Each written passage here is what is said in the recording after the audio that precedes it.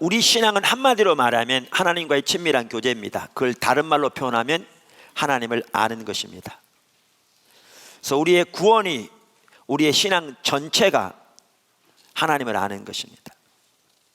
근데 하나님을 아는 데서 자라나는 데 있어서 중요한 요소들이 몇 가지 있는데 그것들을 우리가 쭉 살펴보고 있죠. 그 중에 하나가 예배입니다.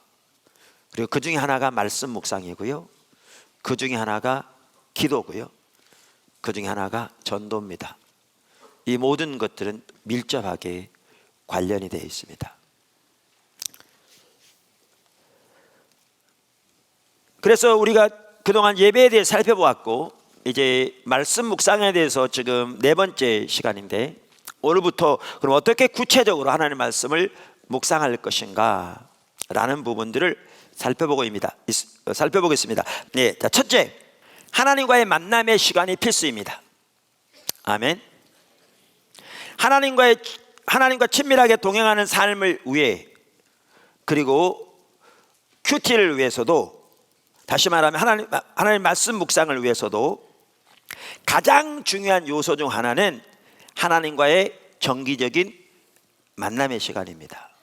사실 이 부분만 올바로 되어지면 말씀 묵상의 90% 이상은 이미 된 겁니다. 왜? 구체적인 방법을 잘 모를지라도 이제 배워가면 되거든요. 근데 하나님과의 정기적인 만남의 시간, 이 부분이 안 되어지면 어느 것도 가능하지 않습니다. 그래서 90%의 성패는 여기서 결정됩니다. 여기서 결정됩니다. 그래서 어떻게 보면 가장 중요한 요소가 하나님과의 정기적인 만남의 시간입니다. 근데 정기적인 만남의 시간에는 크게 네 가지 요소를 예수님에게서 배울 수 있습니다. 예수님은 누구보다 하나님과 정기적인 만남의 시간을 가지셨습니다. 그리고 예수님이 하나님과 가지셨던 정기적인 만남의 시간의 특징 네 가지를 볼 수 있는데, 이 네 가지가 우리가 반드시 예수님께로부터 배워야 할 아주 중요한 요소들입니다. 그 네 가지는 이미 우리가 살펴봤습니다. 과거에도. 네 가지가 뭐라고요? 우선적으로, 정기적으로, 충분한 시간을 한적한 곳에서. 순서는 중요하지 않습니다. 네 가지가 뭐라고요? 우선적으로, 정기적으로, 충분한 시간을 한적한 곳에서. 자, 그럼 하나하나 좀 간단히 살펴보겠습니다. 첫째, 우선적으로.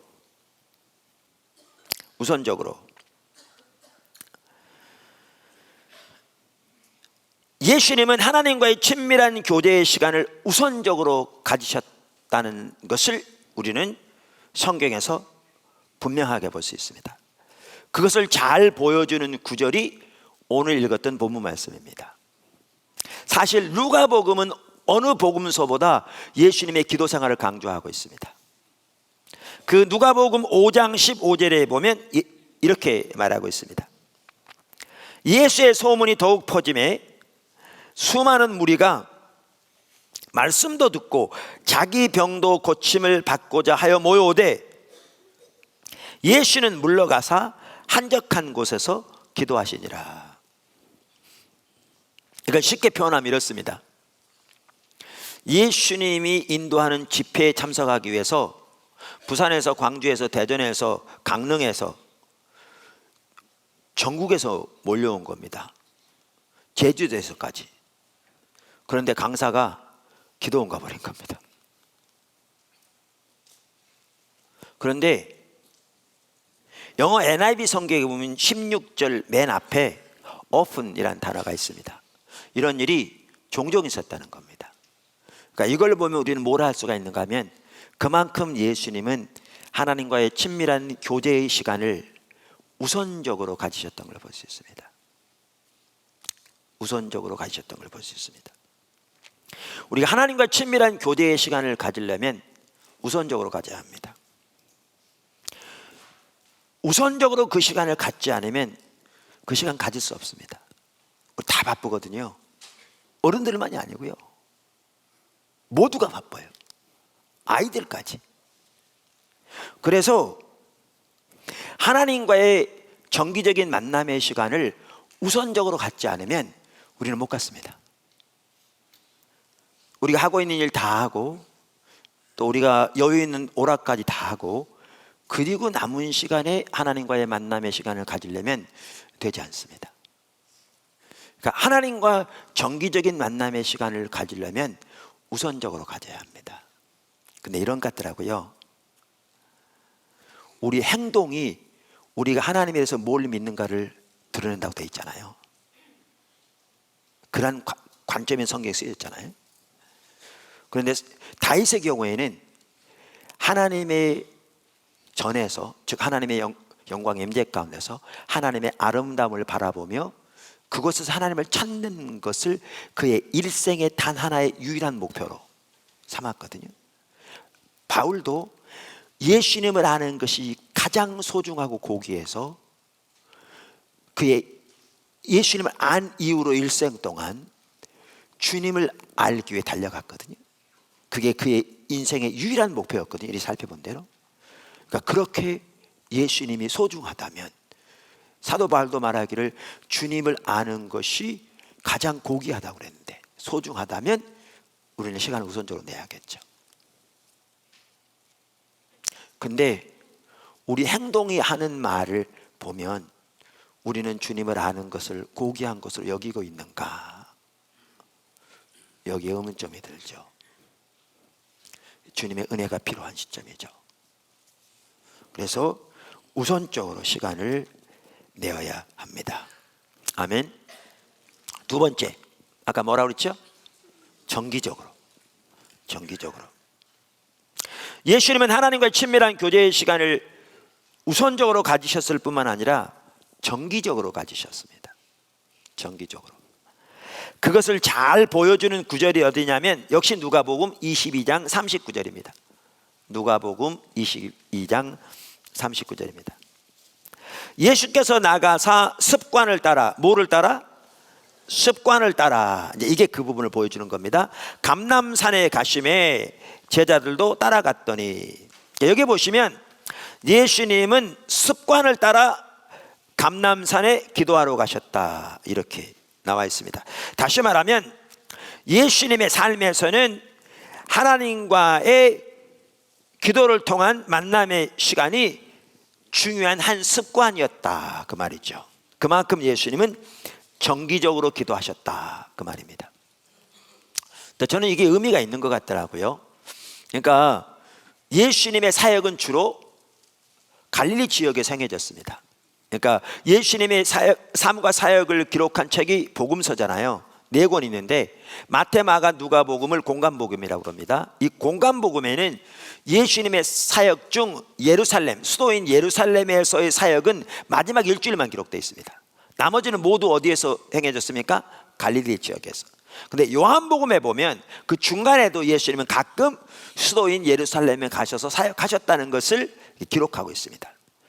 그러나 요한복음까지 다 통틀어 보더라도 예수님의 대부분의 사역은 갈릴리 지역에서 행해졌고 예루살렘에서 행해진 것은 아주 짧은 기간밖에 없었습니다. 다 통틀어도. 그런데 그 짧은 기간인데도 예수님이 예루살렘에 계실 때에는 겟세마네 동산에 가셔서 기도하시는 것이 그분의 관습이었습니다. 그만큼 정기적으로 기도하셨습니다. 그만큼. 그러니까 이걸 보면 예수님의 기도 생활을 볼 수 있는 것 같더라고요.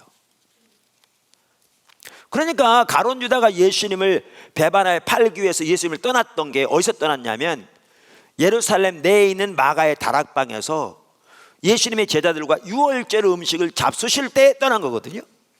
근데 가룟 유다가 대제사장의 부하들을 데리고 예수님을 잡으러 온 것은 그 겟세마네 동산으로 잡으러 왔거든요. 그 밤중에. 어떻게 거길 왔겠냐 그 말이죠. 요즘처럼 휴대폰이 있어서 위치 추적 장치를 통해 가지고 찾아온 것도 아니고. 가룟 유다는 예수님이 그 겟세마네 동산에 가셔서 기도하시는 것이 하나의 습관일 만큼 정기적으로 가셨기 때문에 가룟 유다는 예수님이 거기 계신 것을 금방 알 수 있었습니다. 그래서 요한복음 18장 1절 2절은 이렇게 말합니다. 예수께서 이 말씀을 하시고 제자들과 함께 기드론 시내 건너편으로 나가시니 그곳에 동산이 있는데 제자들과 함께 들어가시니라. 그곳은 가끔, 영어로 often, 자주 예수께서 제자들과 모이시는 곳이므로 예수를 파는 유다도 그곳을 알더라. 여기 보면요, 그래서 예수님은 정기적으로 기도하신 것을 볼 수 있습니다. 그러니까 예수님이 하나님과의 만남의 시간을 통해 하나님과 교제하신 것을 하나의 일상으로 삼으셨던 것을 볼 수 있습니다. 우리도 하나님과의 만남의 시간을 가지려면 그것을 하나의 습관으로 만들어야 합니다. 그러니까 습관적인 기도를 말하는 게 아니고요, 그거를 하나의 일상으로 만들어야 합니다. 영어로 말하면 루틴이라고 그러죠. 그러니까 하나의 건강한 일상으로 삼아야 합니다. 우리가 하나님과의 만남의 시간을 가져야 되는데, 가지려면 어떻게 해요? 첫째, 우선적으로. 둘째, 정기적으로. 셋째, 충분한 시간을. 네, 충분한 시간. 순서는 중요하지 않다고 말씀드렸습니다. 예수님은 하나님과 친밀한 교제의 시간을 가지시되 충분한 시간을 하나님 앞에 머무셨습니다. 한 대표적인 예를 보면 누가복음 6장 12절입니다. 역시 누가복음입니다. 6장 12절. 이때 예수께서 기도하시러 산으로 가사 밤이 새도록 하나님께 기도하시고, 그러니까 철야하신 거죠. 밤새도록 기도하신 거죠. 물론 예수님은 날마다 철야하지는 않으셨습니다. 근데 이 사건이 있는 바로 다음 날 뭘 하셨습니까? 예수님께서 13절에 보면 밝음에 그 제자들을 부르사 그 중에서 12를 택하여 사도라 칭하셨으니. 그러니까 이것을 보면 예수님은 12 사도를 세우시기 전에 그 매우 중요한 일을 앞두고 하나님의 뜻과 의중과 하나님의 인도와 지혜를 구하기 위해 밤이 새도록 충분한 시간을 하나님 앞에서 기도하며 기다리셨던 걸 볼 수가 있습니다. 여러분 생각해 보세요. 오병이의 기적이라 물고기 2마리와 보리떡 5개로 5,000명을 먹이신 사건이잖아요. 그럼 그 당시 5,000이라 그러면 그 당시는 여자는 숫자에 안 들어갔습니다. 남자하고요 어른들만입니다. 그러니까 성년 나이가 되지 않는 모든 사람, 그 다음에 여자는 안 포함된 겁니다. 그러니까 거기까지 포함하면 2만 명은 좋게 되겠죠. 그러니까 한꺼번에 예수님을 따르는 사람만 하더라도 어떤 때는 2만 명이나 모였습니다. 예수님이 승천하실 때 승천하신 자리에 모였던 제자만 500명. 그러니까 그 수많은 사람 중에서 이제 예수님이 이 세상을 떠나시면 하나님의 교회가 세워지면 그 교회의 기둥들이 돼야 할 12사도로 세우는 겁니다. 얼마나 중요한 일입니까? 근데 이 중요한 일을 앞두고 예수님은 하나님의 인도와 지혜와 도움을 얻기 위해 충분한 시간을 기도하셨습니다.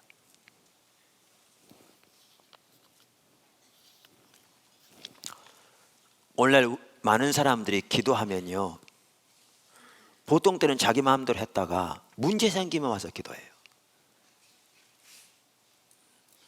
문제 생기면 와서 새벽 기도도 나오고 철야 기도도 나오고, 아니면 기도원 가서 열흘씩 금식하기도 하고. 문제 생기면 기도할 게 아니라 일을 시작하기 전에 주님을 찾으셔야죠. 주님의 인도를 따라야죠. 헨리 블랙가비 목사님은 그의 책 영적 리더십에서 리더가 확보해야 할 시간 중 첫 번째로 하나님과의 충분한 시간을 들고 있습니다. 그러면서 그는 이렇게 말합니다. 영적 리더가 하는 모든 일은 하나님과의 관계에서 흘러나와야 한다. 우선 여기서 말하는 영적 리더는요, 교회 지도자를 말하는 게 아닙니다. 그가 말한 영적 리더는 모든 기독교인들 다 포함할 수 있습니다.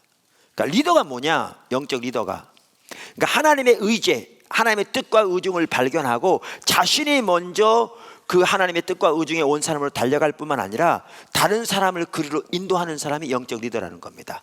근데 다른 사람에게 영향을 미쳐서 인도하되 믿는 사람들만 인도하는 게 아니라 안 믿는 사람도 할 수 있다는 겁니다. 누구처럼?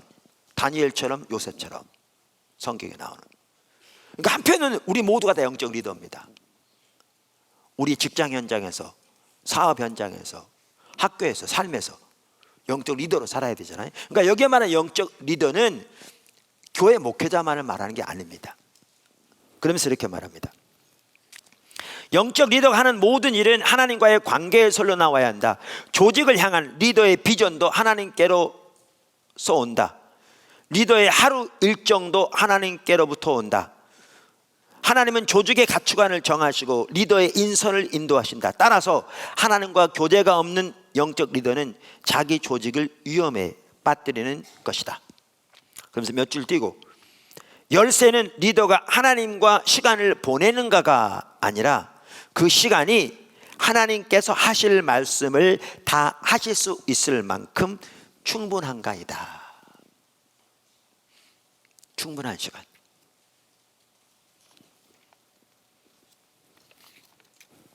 자, 그래서 하나님과의 만남의 시간의 핵심적인 성격, 우선적으로 정기적으로 충분한 시간을, 그 다음에 또 한 가지 뭐죠? 한적한 곳에서. 한적한 곳에서. 예수님도 하나님과의 친밀한 교제의 시간을 갖기 위해 한적한 곳에서 하나님을 찾으셨습니다. 그래서 누가복음 5장 16절에 이렇게 말하죠. 예수는 물러가사 한적한 곳에서 기도하시니라. 마가복음 1장 35절에서도 그렇게 나옵니다. 새벽 아직도 밝기 전에 예수께서 일어나 나아가 한적한 곳으로 가사 거기서 기도하시더니, 모세만 하더라도 회막을 세웠는데 진에서 멀리 떠나게 세웠거든요. 한적한 곳이죠. 그래서 하나님을 앙모하는 자들은 그곳에 나와 하나님을 찾게 했습니다. 자신도 그렇게 할 뿐만 아니라 한적한 곳에서. 여기서 말하는 한적한 곳이란 말은 깊은 산속에 있는 기도원이나 수양관만을 말하는 것은 아닙니다. 물론 시간을 내어서 기도원이나 수양관 같은 데 가서 집중적으로 하나님 찾는 건 좋겠죠. 그러나 직장도 다녀야 되는데 매번 그렇게 할 수는 없는 거거든요. 그럼 여기서 말하는 한적한 곳은 뭐냐? 사람에 따라 다를 수 있습니다. 그러니까 일상생활에서 떠나 방해받지 않고 하나님께 관심을 집중할 수 있는 곳이면 그것이 한적한 곳입니다. 직장인들은 다른 사람보다 1시간 먼저 출근해서 다른 사람들이 오기 전에 1시간 동안 자기 사무실에 앉아서 주님을 찾는다면 그게 한적한 곳이 될 수 있습니다. 주부들은 남편 출근하고 아이들 다 등교한 후에 집에 혼자 남았을 때 그때 자기 안방도 한적한 곳이 될 수 있습니다. 그것이 한적한 곳입니다. 예수님께서 하나님과의 교제를 위해 4가지 특징을 가지시고 하나님을 찾았습니다. 우선적으로, 정기적으로, 충분한 시간을 한적한 곳에서. 우리가 우리의 모델 되신 예수님께로부터 이 4가지 특징을 반드시 배워서 하나님과 정기적인 만남의 시간을 우리 모두가 꼭 갖게 되기를 예수님으로 축원합니다. 이게 큐티뿐만 아니고요, 하나님과 동행하는 삶에서 가장 핵심적이고 중요한 요소입니다. 이게 있어야 나머지가 가능한 거죠. 나머지가 가능한 거죠. 아멘. 자, 큰 두 번째, 아까 뭐라고 그랬습니까? 7가지 중에서 첫째가 하나님과의 정기적인 만남의 시간이 필수다. 그다음 두 번째가요, 성경을 자세하게 읽으면서 묵상한다. 이렇게 말씀드렸습니다. 성경을 자세하게 읽으면서 묵상한다. 자, 이런 여러분들이 이렇게 해서 여러분과 하나님과의 만남의 시간, 이제 그러면요, 여기 그 지하 전체를 꾸며놓으면 뭐 엄청 넓잖아요. 와서 거기서 이렇게 기도하면서, 이게 같이 가야, 예배, 기도, 말씀 묵상이 같이 가야 한다고요. 이게 우리가 이번 시리즈 때도 나눴지만 말씀 묵상만 하고 기도가 없으면 다 그런 건 아닌데 자칫 잘못하면 죽은 정통주의 되기 쉬워요. 교리적으로만 이론적으로만 머리가 커졌지 하나님께 살아있는 실제적인 교제도 없는 바리새인 되기 쉽다고요. 반대로 기도만 하고 말씀 묵상이 없으면 잘못하면 신비주의가 되기 쉬워요. 자기가 받은 감동 외에는 아무것도 믿지 않는, 완전히 옆으로 가는 거죠. 소위 말하면 지가 복음 되는 거예요. 둘 다 잘못된 거죠.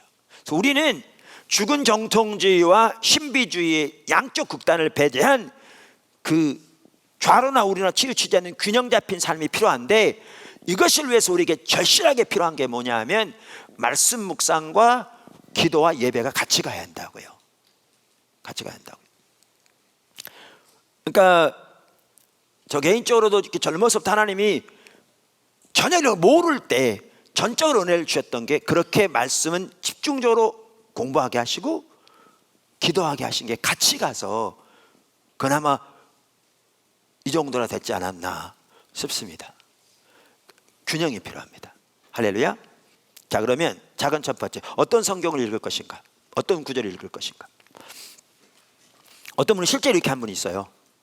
매일 일어나서 그날 주시는 하나님의 말씀을 주세요. 그러한 다음에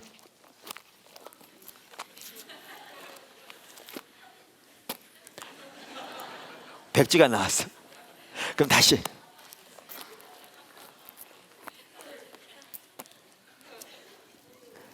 선한 지혜는 은혜를 베푸나 사악한 자의 길은 험하니라. 이렇게 하는 분이 있어요. 바람직하지 못합니다. 또 어떤 분은 이런 분이 있어요. 하나님, 나는 오늘 무슨 말씀을 묵상할까요? 그리고 하나님이 묵상하기를 원하는 구절을 생각나게 하실 때까지 기다려. 그랬다가 하나님이 마태복음 4장 6절, 그럼 마태복음 4장 6절을 읽어. 아마 이렇게 여러분들이 묵상하면요, 평생에 몇 구절 못할 거예요.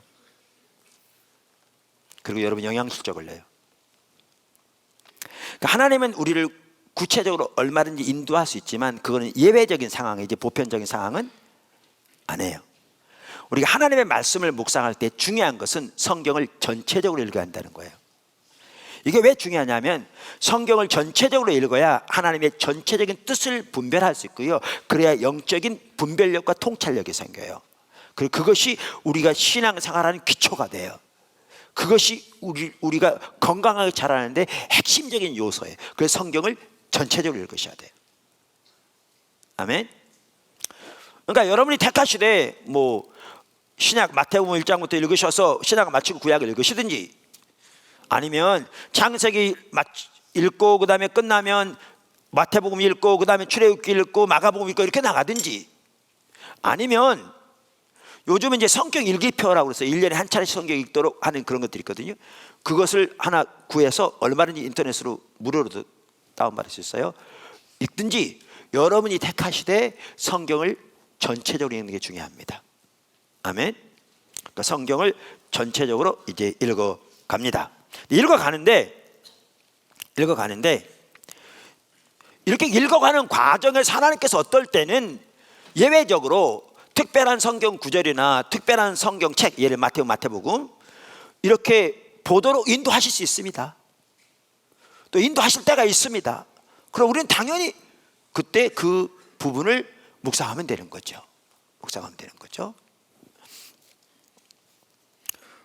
사실 저 같은 경우에도 수년 전에 하나님이 느헤미야서를 이렇게 집중적으로 보기를 원하시는 마음을 주셨어요.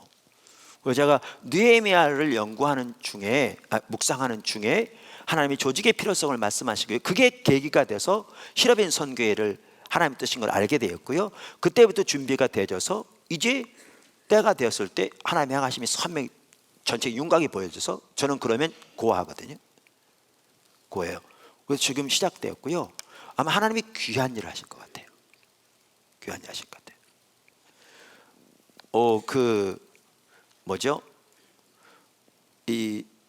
제가 최근에 이렇게 신명기서를 이렇게 다시 보면서, 그전에도 보면서 많은 걸 정리해 놨는데 그걸 다시 좀 이렇게 전체적으로 정리를 하는 것도 필요하겠더라고요. 다시 묵상하면서 이렇게 정리해 가는데, 가다 보니까 그때는 몇 년 전에 했었나 봐요.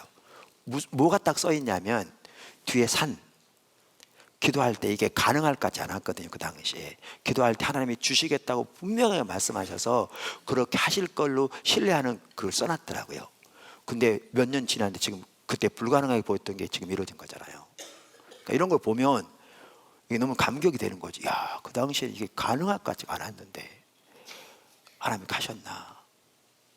지난번에 까자흐스탄에 사역하는 아주 귀한 선교사님 오셨는데 우리가 까자흐 사역 가서 이런 부분 나눴더니 그분이 보기에도 그렇게 느껴졌는지 불과 2년 만에 와서 방문하니까 그 사이에 이 모든 걸 된 걸 보고 너무나 놀라하실 것 같더라고요. 그래서 반복적으로 저한테 그 얘기를 하더라고요. 지금 제가 고민이 뭔지 아십니까? 기도만 하면 하나님이 정말 함께 하실 것을 반복적으로 감동을 주세요. 어느 뭐보다도 함께 하실. 근데 앞이 안 보여요. 그게 뭐냐? 신학교 세워지는 겁니다.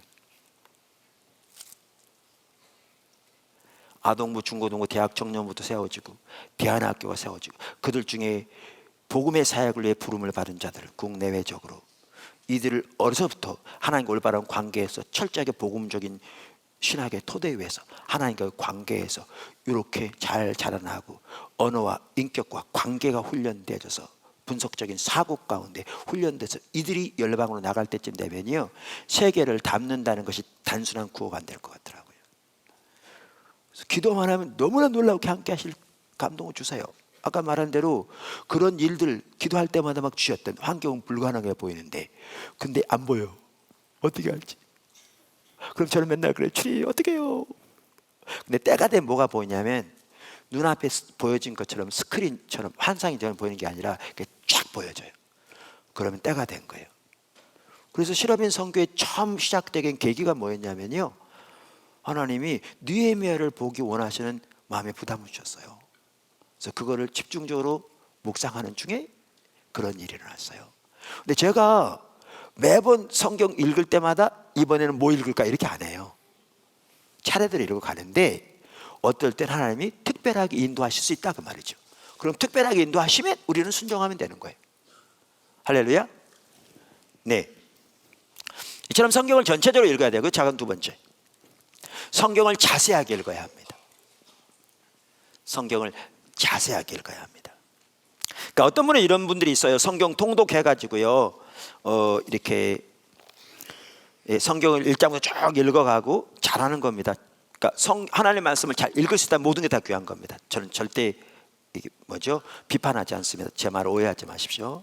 근데 어떤 분은 심지어 이런 분도 있어요. 여러 번 보다 보니까 창세기 1장에 뭐가 있는 걸 아신 거죠. 그러니까 쭉 1장, 2장, 3장 이렇게 하면서 이렇게 한 달에 한 번씩 읽고 아니면 어떤 일주일에 한 번씩 이런 분이 있어요. 이렇게 전체에 들어있으니까 그렇게 해서 전체적인 윤곽을 갖는 것도 도움이 될 거라고 저는 생각하고요. 실제로 그분들은 많이 도움이 된대요. 근데 저는 그렇게 하진 않아요.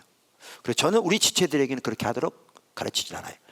성경을 읽을 때 성경으로부터 하나님의 뜻을 발견하고 하나님으로부터 들으려면 자세하게 읽어야 돼요. 기자가 사건을 취재하듯이 그렇게 읽어야 돼요. 저는 너무나 감사한 게 제가 청년 때 이 하나님께서 선교를 말씀하셔서 선교하려면 영어를 해야겠구나 그런 생각이 들었는데 제가 은행 다닐 때 무슨 생각이 났냐 하면 제가 고등학교 3학년 때 이제 영어 공부하느라고 학교 과목 중 영어가 있잖아요. 이제 버스 타고 다닐 때 단어 외우고 다녔는데 한 번은 어떤 분이 그분이 예수 믿는 분인지 아마 목사님이나 전사님인지 모르겠어요. 나한테 그러더라고요. 버스에서 학생 영어 공부해? 네. 그랬더니 영어 성경 한번 읽어봐. 그랬던 게 생각나가지고 그때 영어 성경을 산 거예요. 근데 영어 성경이 전혀 모르니까 킹 제임스 고로 된 거. 그래가지고 직장 다니면서 그 숙직을 주로 많이 해서 집에 가면 어차피 공부도 좀 환경이 안 되니까요. 일주일에 한 서너 번 숙직한 것 같아요. 그래가지고 저녁에 12시까지 자기 전에 서너 시간, 새벽에 5시에 일어나서 다른 사람 오기 전에 한두 시간, 하루에 5-6시간씩 성경을 읽어가는데 단어 하나하나까지 다 찾아서 읽는 거죠. 왜냐하면 한국말을 같이 읽는 게 아니라 그래야 이해가 되니까. 근데 그렇게 자세하게 읽다 보니까 나는 영어 때문에 성경을 읽었는데요, 너무너무 감사한 게 성경을 읽는 자세가 그 잡힌 거예요. 거기서 지금도 성경을 볼 때 그때 성경을 보았던 그 관습이 그대로 지금도 유지되고 있고요. 그래서 성경을 이렇게 보면 하나님의 어떤 뜻 이런 부분이 잘 보여지거든요. 그러니까 우리말 성경은 시제가 명확하지 않고요, 단수 복수가 명확하지 않고 주어 동사 연결이 명확하지 않아요. 그러니까 자세하게 이해하는데 좀 제한이 되는데, 여러분이 영어 성경을 읽을 수 있으면 이렇게 너무 좋죠. 그렇게. 근데 어찌됐든 간에 성경을 자세히 읽어야 돼요. 자세히. 아멘. 기자가 사건을 추리하듯이 읽으셔야 합니다. 여기 그러니까 자세히 읽는다는 말은 뭐죠? 단어 하나하나, 또 연결고리 하나하나, 또 구절 하나하나 살펴가면서, 특별히 가장 중요한 것 중에 하나가 뭐냐면, 이 책에서는 제가 나눴지만, 내가 말했던 책에서는 구체적으로 나눴지만, 가장 중요한 게 뭐냐면 성경을 읽을 때 그 문맥 안에서 이해해야 돼요. 이게 성경을 올바로 이해하는 가장 핵심적인 요소예요. 자, 그걸 한번 살펴보죠. 우리 한번 보시죠. 마태복음 4장 1절부터 한번 찾아보세요. 제가 지난주에 우리 이 구절 읽으면서 너무나 소중한 부분이 더 보여져서 우리 NWW 설교하면서도 같이 나눴거든요. 마태복음 4장 1절. 예수님이 시험을 받으시는 마귀에게 이렇게 읽는 거예요. 여러분 지금 간단히 예를 들을게요. 자, 여기 보시면 이렇게, 그때에 예수께서 성령에게 이끌려 마귀에게 시험을 받으러 광야로 가사. 자, 성령님의 인도를 받으셨는데 광야로 가셨는데, 이 부분을 그냥 놔두더라도, 자, 뭐하러 가셨어요? 시험을 받으러 가셨어요. 시험을 받으러. 근데 여러분이 이 부분까지 아직 모르는 분도 있을 텐데, 저 같은 경우는 이런 부분 아니까 아는 분도 여러분도 많을 거예요. 어려운 게 아니라, 성경에 시험을 하다 혹은 시험을 받다라는 게 원어도 똑같은데 두 가지가 있어요. 두 가지가. 원어는 똑같은데 내용이 달라.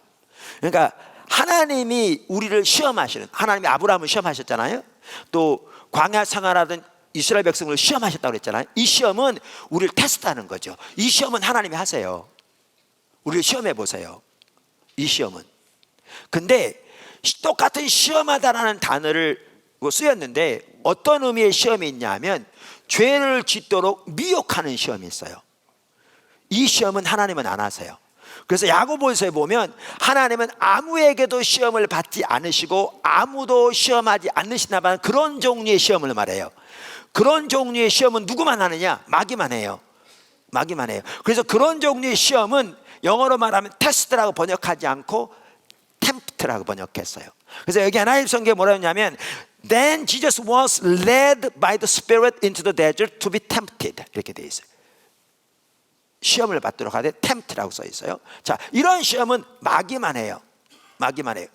그래서 예수님이 가르친 주기도문 중에 하나가 뭐예요? 시험에 들지 말도록, 뭐죠? 우리 시험에 들지 말게 하옵시고, 갑자기 그랬잖아요. 그러니까 영어로 말하면 lead us not into temptation 이렇게 돼 있거든요. 그러니까 이런 시험으로는 들지 않도록 기도하라고 그랬어요. 그랬는데 여기 보면 누구에게 이끌림을 받았다고요? 성령에. 뭐하러? 시험을 받으러. 근데 이 시험은 예수님만 받으시도록 인도받은 거예요. 하나님은 우리 중에 어느 누구도 성령께서 이런 종류의 시험을 받도록 인도함을 받지 않아요. 왜냐하면 하나님은 아무도 시험하지 않으시고 아무에게서도 이런 종류의 시험을 안 받는다고 그랬으니까. 그러니까 여러분이 성령님이 나를 이런 종류의 시험 받도록 인도하셨다 그러면 잘못된 거예요. 그건 잘못돼요. 하나님은 아무도 이런 종류의 시험 받도록 인도하지 않으세요. 예수님의 경우에는 예외적이었어요. 누굴 위해서? 우리를 위해서. 아시겠죠? 근데 시험을 받으시되 누구에게 시험을 받으러 가셨다고요? 마귀에게. 그러니까 이런 종류의 시험은 누가 하는 거예요? 마귀가 하는 거예요. 마귀가 하는 종. 시험하는 자가 와서 이렇게 말하죠. 예수께 나와서 이르되 내가 만일 하나님의 아들이거든 명하여 이 돌들로 떡덩이가 되게 하라. 그러니까 하나님의 아들이 얻은 가정문이잖아요. 그렇죠? 가정법. 우리나라 말 같은 가정법이 뭐예요? 내가 만약 여자라면, 그러면 뭐지? 내가 여자가 아닌데 여자라고 가정한 거잖아요. 그게 가정법이죠. 그런데 헬라어에는 가정법이 4종류가 있어요. 4종류가 있는데 여기에 사용된 가정법은 이 가정된 내용이 사실인 걸 전제하는 내용이에요. 전제하는 내용. 그러니까 이런 내용을 이렇게 해석하면 돼요. 마귀는 예수님이 하나님의 아들인 걸 누구보다 잘 알죠. 영적인 피조물이니까. 그러니까 이 뜻은 이 뜻이에요. 당신이 하나님의 아들이지 않냐. 하나님의 아들이기 때문에 돌로 떡덩이를 만들어서 내 배를 채우라. 그리고 다른 사람의 배를 채우는 일을 하라. 이 얘기거든요. 지금 이 시험이거든요. 그랬더니 예수님이 뭐죠? 기록되었으되, 이제 대적하자는 사탄을 뭐죠? 예수께 대답하여 이르시되 기록되었으되 사람이 떡으로만 살 것이 아니요 하나님의 입으로부터 나오는 말씀으로 살 것이 하였느니라. 기록되었으되, 이 구절은 지금 뭐 한 거예요? 성경 인용한 거예요. 여러분 3번 다 하나님의 말씀으로 대적했어요. 이걸 보면요, 중요한 게 그거예요. 하나님의 말씀이 마귀를 이겨요.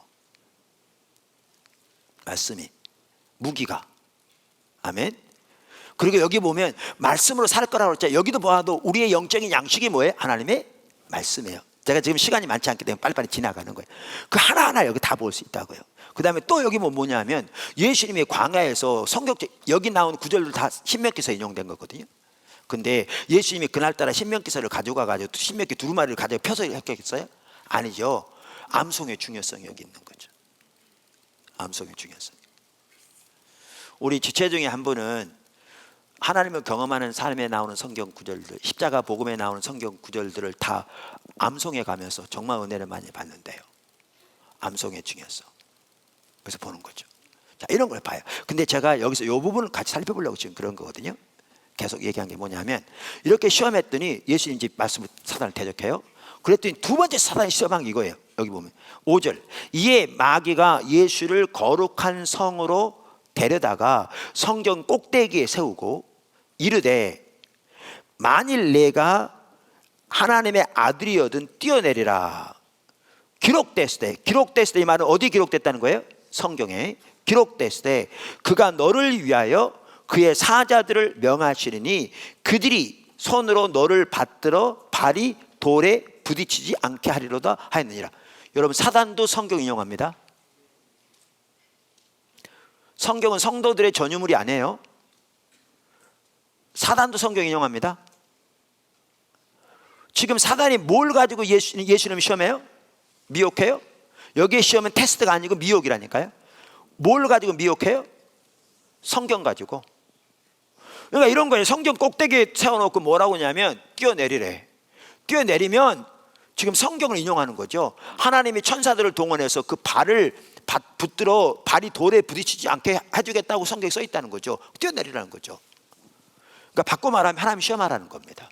그러니까 예수님은 정확하게 의도를 아셨죠. 그러니까 또 기록됐을 때 주 너의 하나님을 시험하지 말라 했느냐. 그리고 물리쳤는데, 제가 살펴보자는 건 뭐 이건 거죠. 사단도 성경을 가지고 말한다니까요. 근데 이게 중요해요. 사단은, 그래서 아까 제가 뭐라고 그러냐면 성경을 자세히 읽되 반드시 성경을 문맥 안에서 해석해야 한다 그랬잖아요. 이게 가장 중요한 부분 중 하나다 그랬잖아요. 근데 사단은 성경을 인용하되, 잘 들으세요. 하나님의 말씀하신 의미와 의도와 목적 그대로 인용하지 않아요. 이 세 가지 다시 말할까요? 하나님의 말씀하신 의미와 의도와 목적 그대로의 말씀을 인용하지 않아요. 사용하지 않아요. 사단도 성경을 이용하되, 사단은 하나님의 말씀하신 의미와 목적과 의도 그대로가 아니라 그걸 왜곡시켜서 자기 임의대로 사용해요. 미혹하기 위해서. 자, 그러면 이 구절이 어디 나왔죠? 시편 91편 11절과 12절에 나왔어요. 과거에 몇 번 살펴봤어요. 여기 써있죠, 성경에. 그렇죠? 시편 91편 11절과 12절. 자, 그럼 거기 한번 이걸 이렇게 접어 놓으시고요, 거길 찾아보세요. 시편 91편 11절과 12절. 자, 여기 보시면 이렇게 나오죠.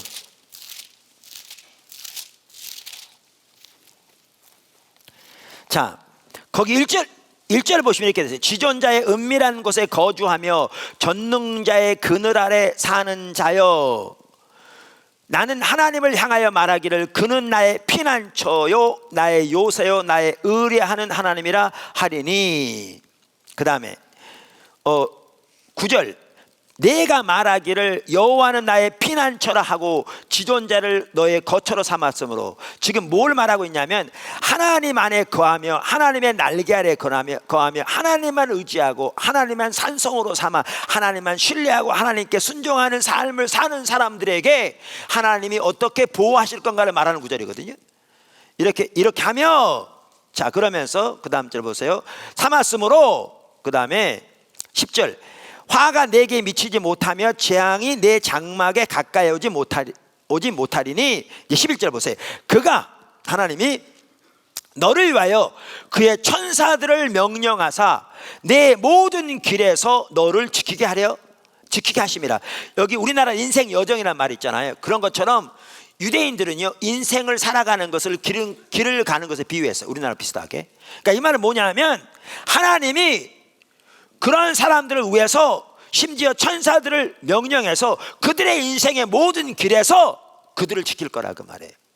그러면서 천사들이 그들의 손으로 너를 붙들어 발이 돌에 부딪히지 아니하게 하리로다, 이 말인데, 이 말을 인용하긴 했는데 거기서 뭘 빼버렸냐면 내 모든 길에서 너를 지키게 하심이라. 이걸 딱 빼놓고 붙여놓으니까 원래 하나님이 의도하신 말은 하나님만 의지하고 하나님만 신뢰하며 하나님께 순종하는 삶을 살면 하나님이 우리 인생의 모든 길에서 우리를 지키실 거라. 그래서 때로는 천사들 동원해서 우리 발을 붙들어 발이 돌에 부딪히지 않도록, 넘어지지 않도록 우리를 보호하실 거라. 이 말은 길거리 가는 그 인생을 지금 비유한 거죠. 이 말을 사단은 똑같은 말을 인용하는데 딱 빼버리고 일부를 딱 붙여놓으니까 어떻게 되냐면 뛰어내리면 받쳐줄 것처럼 하는 거죠. 다시 말하면 하나님 시험하라는 거죠. 이게 사탄이 하는 방법입니다. 사탄은 하나님이 말씀하신 의미와 의도와 목적 그대로 사용하지 않습니다. 자기 목적을 왜곡합니다. 다시 말하면 사람들을 죄로 미혹하기 위해서 예수님으로 하여금 하나님을 시험하는, 범죄하도록 인도하면서 성경을 인용한 겁니다.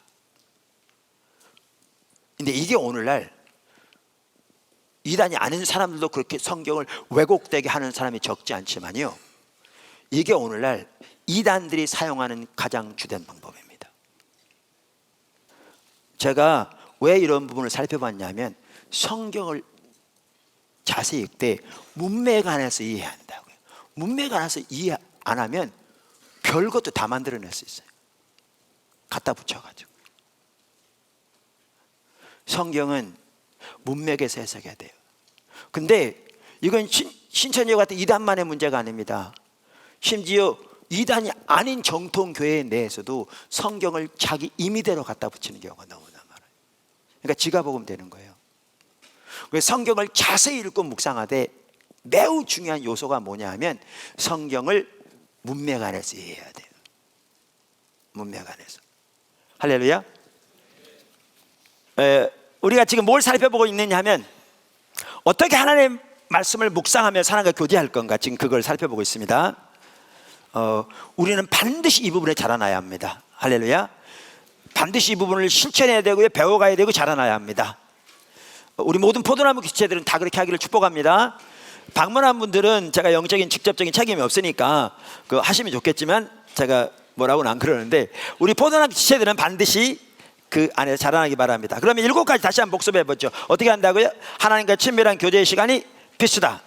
성경을 자세히 읽으면서 묵상한다. 하나님께서 깨닫게 하신 것이 말씀하신 것이다. 하나님께서 말씀하신 것을 위해 기도한다. 하나님께서 기록한다. 말씀하신 하나님께서 말씀하신 것을 위해 기도한다. 하나님께서 말씀하신 것에 맞추어 삶을 조정하고 순종한다. 하나님 말씀하신 것을 마음에 품고 하나님 행하심을 주시해 본다. 그렇게 하면 여러분이 정말 놀라웠게 하나님과 동행하는 삶이 될 줄로 믿습니다. 기도하겠습니다.